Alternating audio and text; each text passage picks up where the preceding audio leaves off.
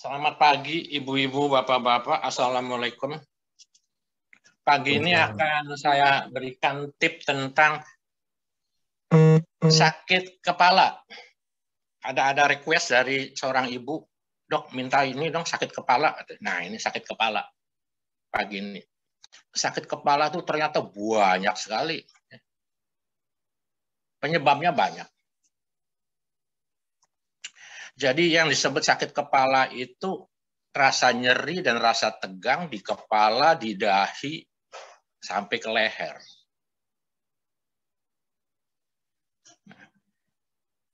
Jadi katanya seperti kepala diikat kuat dengan tali itu, ada ketegangan. Karena ketegangan jadi bahasa Inggrisnya tension headache, ya. Tension headache. Biasanya diderita oleh remaja dan dewasa.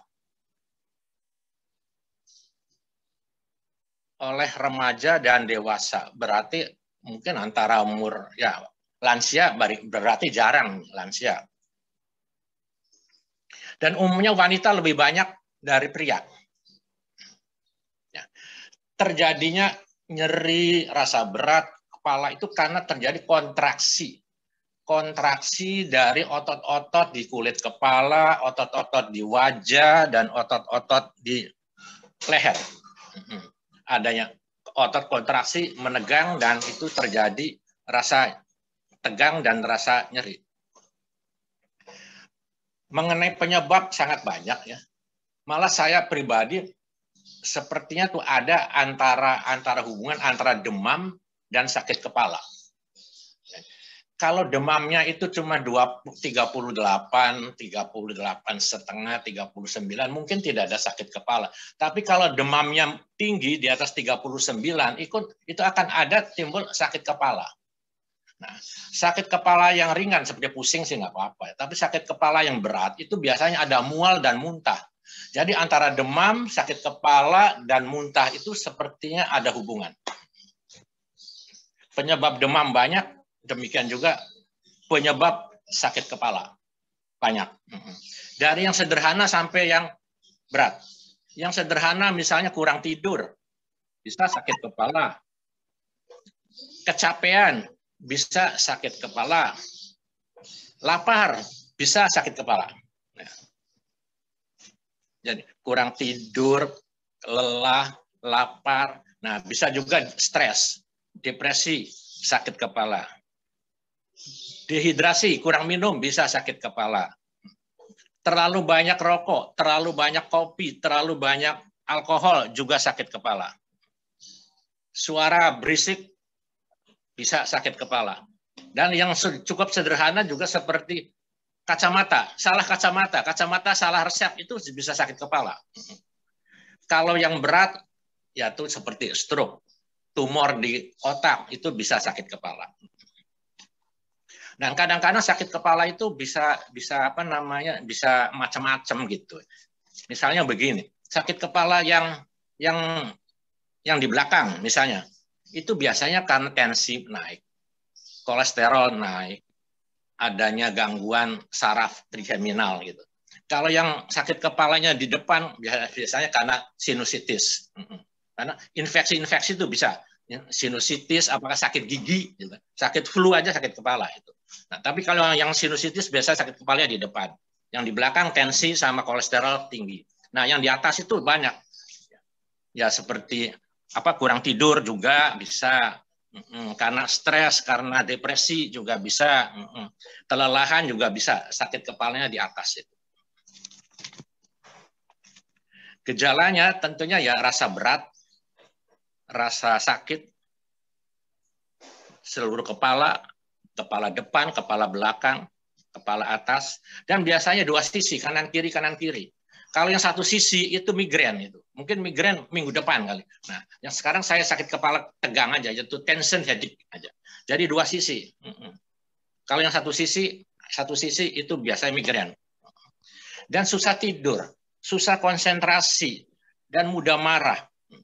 Terjadi kaku kuduk, kaku leher. Gejala-gejalanya. Saya kira ibu-ibu, bapak-bapak pernah merasakan sakit kepala ini. Terutama waktu katanya remaja sama dewasa. Mungkin sekarang sudah lansia, sudah bijak, jadi tidur cukup, stres tidak ada, jadi jarang sakit kepala. Kapan ke dokter? Nah, di sini. Ke dokter itu kalau sakit kepalanya sering. Seminggu berapa kali gitu sakit kepala. Kadang-kadang selain itu juga sangat mengganggu lah. Atau kecelakaan mengenai kepala. Kecelakaan biasa nggak apa-apa. Tapi kalau kecelakaan dengan trauma di kepala itu perlu ke dokter. Gitu. Apalagi kalau terjadi mual, muntah, kaku leher, kejang-kejang, itu harus segera kirim ke rumah sakit. Tapi kalau yang ringan-ringan tidak perlu ya, diobatin sendiri aja. Diobati sendiri. Misalnya kita ada teman sakit kepala, suruh istirahat aja dulu. Nah, istirahat masih tetap itu minum Panadol atau paracetamol, hilang biasanya. Kalau minum paracetamol masih belum hilang ya baru kirim ke dokter itu. Nah, kalau misalnya di rumah sakit itu dokter juga memilih-milih ya. Kalau misalnya ringan itu nggak sampai perlu pemeriksaan laboratorium yang sophisticated. Tetapi kalau misalnya berat, nah perlu pemeriksaan radiologi, bisa CT scan, bisa MRI. Siapa tahu ada tumor atau ada sumbatan di otak, itu ada trombus, ada perdarahan. Karena trauma ada perdarahan di otak, itu bisa juga. Nah, obat yang sederhana yaitu ya tadi paracetamol tadi. Nah, biasanya dokter kalau misalnya sudah paracetamol masih ini kasih antidepresan, antikonvulsan. Tidak perlu yang lain-lain kecuali kalau kena sakit kepalanya karena stroke. Nah, karena stroke itu baru itu dirawat kalau perlu di ICU dan lain-lain. Komplikasi sakit kepala itu kalau tidak ditangani dengan baik itu sakit kepala sering kambuh. Itu akan mengganggu aktivitas, mengganggu tidur. Nah, kadang-kadang juga sebagai komplikasi karena salah pengobatan terjadi rebound headache. Jadi sakit kepala yang kembali. Jadi dengan obat sakit kepalanya hilang, obat di stop, nah seminggu kemudian datang lagi. Itu namanya rebound headache. Rebound headache itu terjadi bila kita men-stop obatnya itu secara mendadak. Jadi kalau misalnya mau men-stop obat, sebaiknya itu bertahap. Minum obat misalnya paracetamol, sudah 3 kali 1. Sakit kepala nggak ada. Nah, besoknya dikurangi 2 kali 1. Selama 3 hari tetap tidak ada, kurangi lagi sehari 1. Nah, setelah sehari 1, 3 hari baru di stop. Gitu. Biasanya dengan cara begini tidak akan terjadi rebound lagi. Dari semua itu yang penting itu semuanya preventif ya, pencegahan supaya tidak sakit kepala. Itu kita pola hidup yang sehat. Kalau ada stres, kelola dengan baik. Pakai terapi stres, terapi relaksasi dengan senam pernafasan. BEP itu cukup bagus untuk relaksasi. Tidak perlu tai chi yang gerakannya sophisticated gitu ya. Terapi pijet juga perlu itu. Terapi akupunktur juga perlu. Jadi terapi relaksasi, terapi pijet, terapi akupunktur itu perlu kalau misalnya untuk mencegah gitu. Nah, istirahat cukup, olahraga teratur, dan sering minum air putih, makanan sehat, gizi seimbang. Dan yang biasanya itu kita soal rokok dan soal alkohol dijauhi. Gula dan kopi dibatasi. Karena kopi juga bisa menyebabkan sakit kepala. Kopi bisa menyebabkan migrain. Jadi sebagai kesimpulan bahwa sakit kepala itu penyakit yang pasti diderita oleh kita-kita semua. Biasanya remaja dan dewasa, dan katanya perempuan lebih sering daripada laki-laki. Nah, nomor satu, gaya hidup.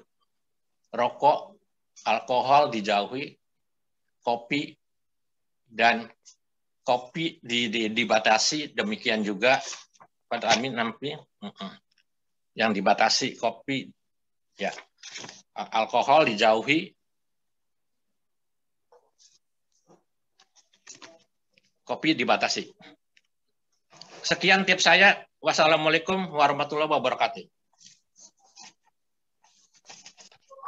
Waalaikumsalam warahmatullahi wabarakatuh.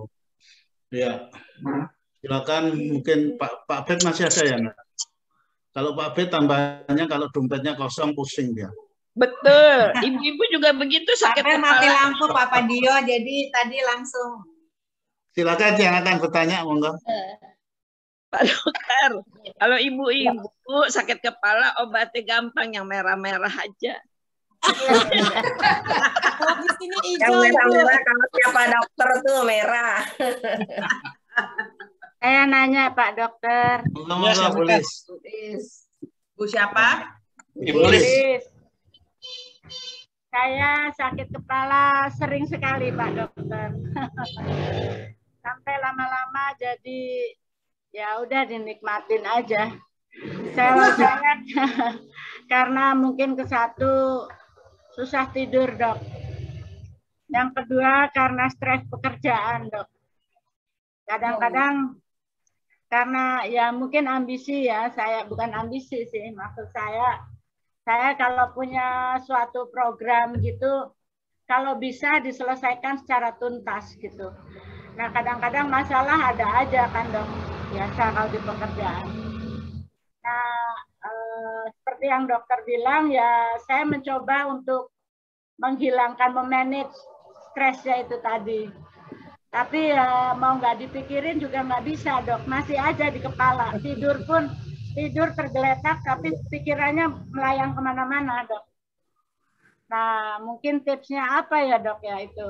Ya mula-mula saya suka minum obat neuralgin, tapi lama-lama kok nanti saya jadi apa ya edik gitu ya, kebiasaan gitu ya. Saya hilangkan itu semua. Ya udah dinikmatin aja gitu kalau menurut saya sih.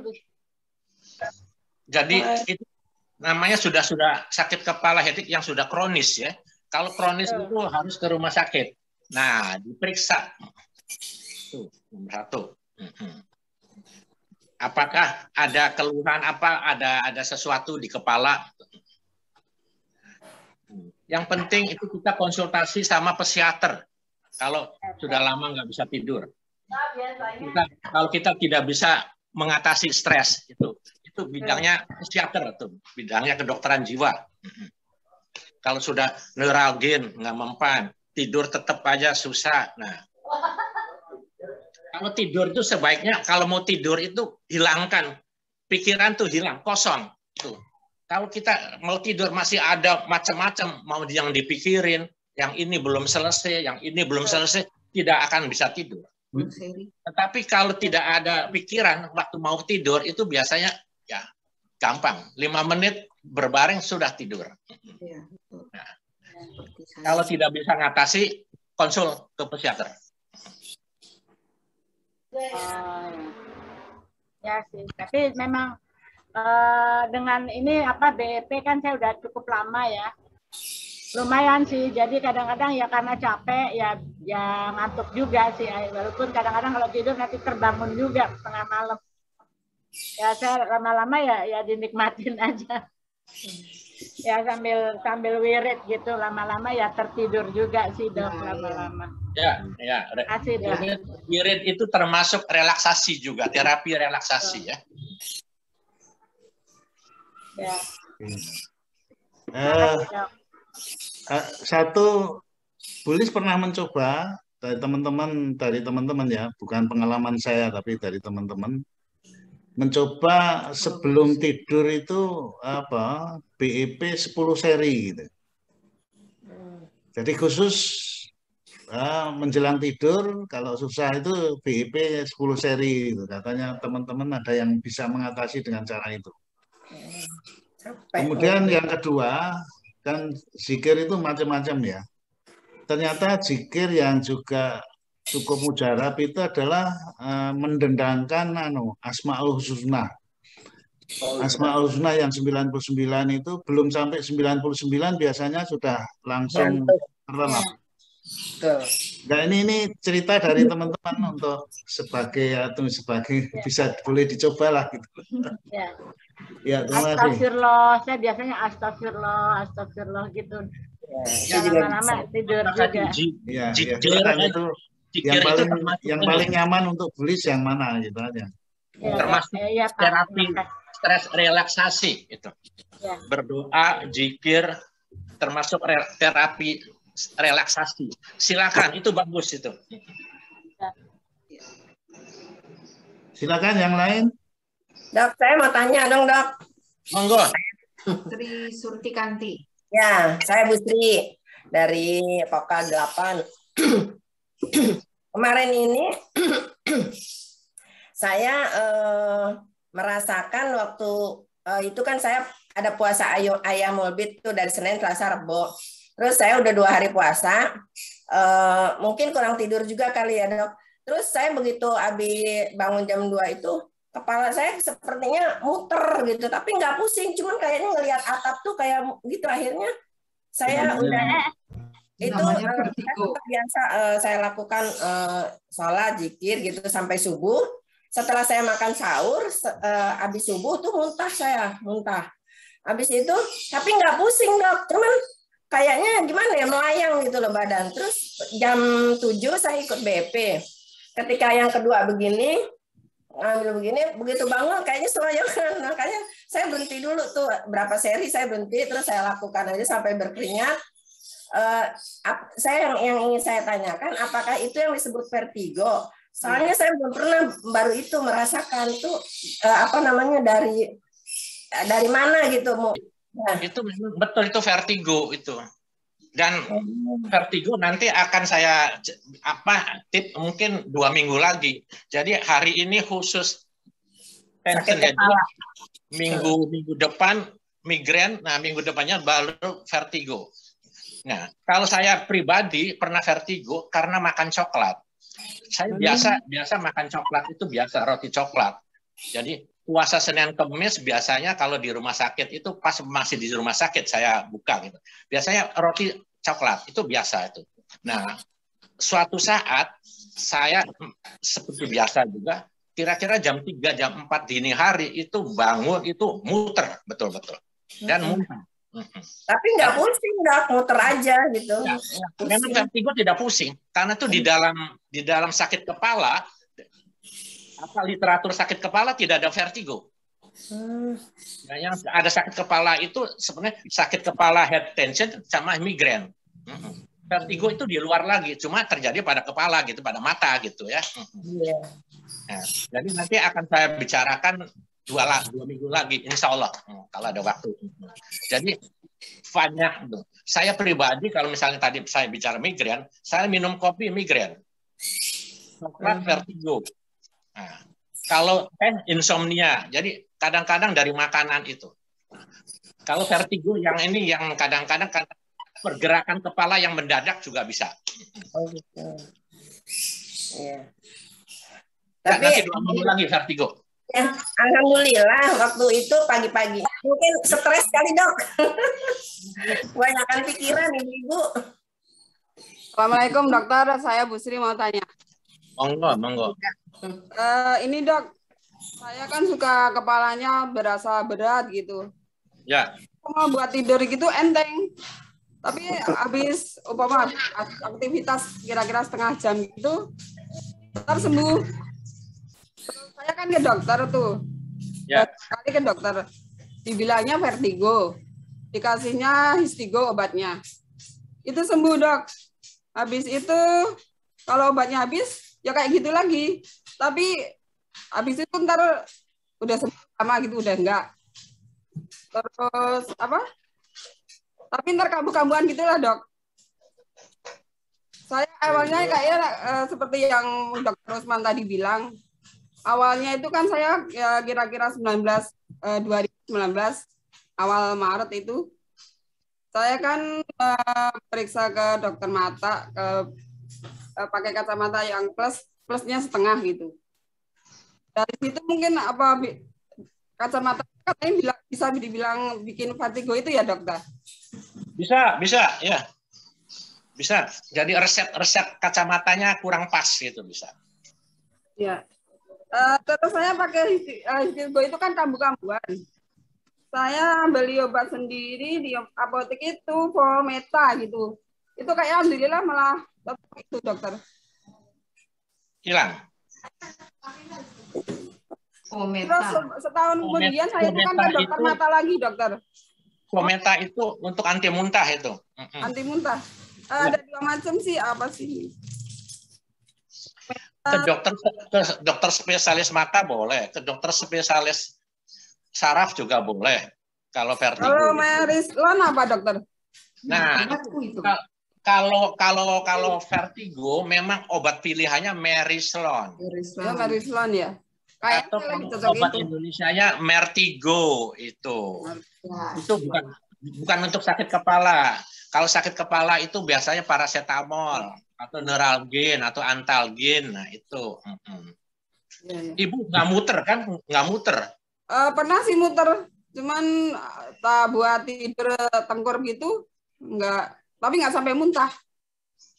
Ya, kalau muter memang vertigo.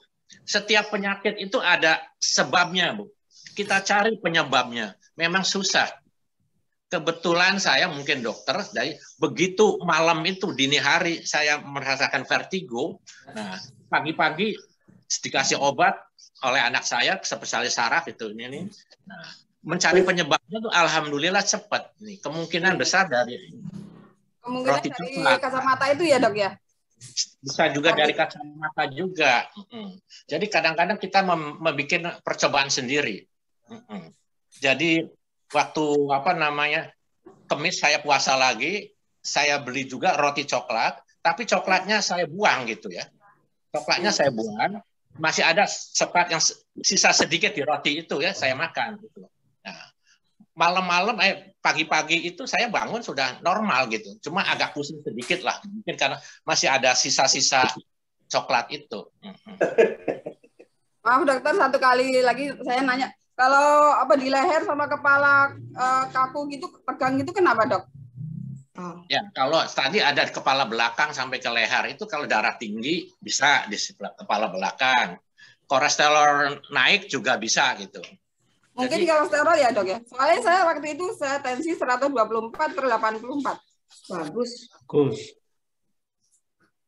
Bagus 124. Iya. Ya normal. Mungkin kolesterolnya itu kali ya? Nah, kolesterolnya dicek. Kolesterol sahabat ini namanya triglycerida. Itu obatnya itu, Dok. Triglycerin. Ada lagi? Saya tanya. Kesempatan yang terakhir. Saya tanya ya. Silakan Bumi. Pak dokter, saya tuh sakit gigi. Kemudian karena perawatan ada infeksi sebulan ya sakitnya. Itu sering sakit kepala. Saya mau tanya, sakit kepalanya kan karena gigi ya dok ya. Nah itu boleh minum paracetamol itu maksimal berapa kali itu dok? Sampai berapa banyak karena kursingnya sering. Terus yang kedua, saya ketemu tetangga. Dia pusing katanya karena anaknya itu minum kopinya sehari bisa 8 kali. Rokok juga ya. Itu saya mau tanya, bukan ibunya pusing karena stres ya. Itu dampaknya terhadap anak apa tuh dok? Kalau misal minum kopi terlalu sering gitu. Dan ngerokok juga. Makasih. Ya kalau misalnya tadi soal gigi ya. Tadi saya sebut kalau penyebabnya itu infeksi, flu aja sakit kepala, sakit gigi juga akan sakit kepala. Nah, paracetamol pada gigi itu kalau sudah berhenti sakitnya, ya sudah. Biasanya kalau kita sakit itu kan ada yang bolong giginya, dikasih antibiotik sama painkiller. Painkillernya biasanya paracetamol. Nah, biasanya 3-5 hari sudah sembuh, sudah stop lah, nggak usah diteruskan. Kalau giginya sudah sembuh gitu. Oh, jadi bisa minum paracetamol 5 hari ya dok ya? Iya. Resep itu biasanya buat 5 hari ya. Kalau masih belum ini bisa ditambah. Tapi biasanya ditambah, nyerinya berkurang, kasih antibiotik aja. Kalau soal kopi, soal rokok itu kalau kebanyakan juga akan mengganggu ya, bisa apa namanya gangguan kejiwaan juga bisa, attitude juga bisa. Yang sederhana bisa susah tidur.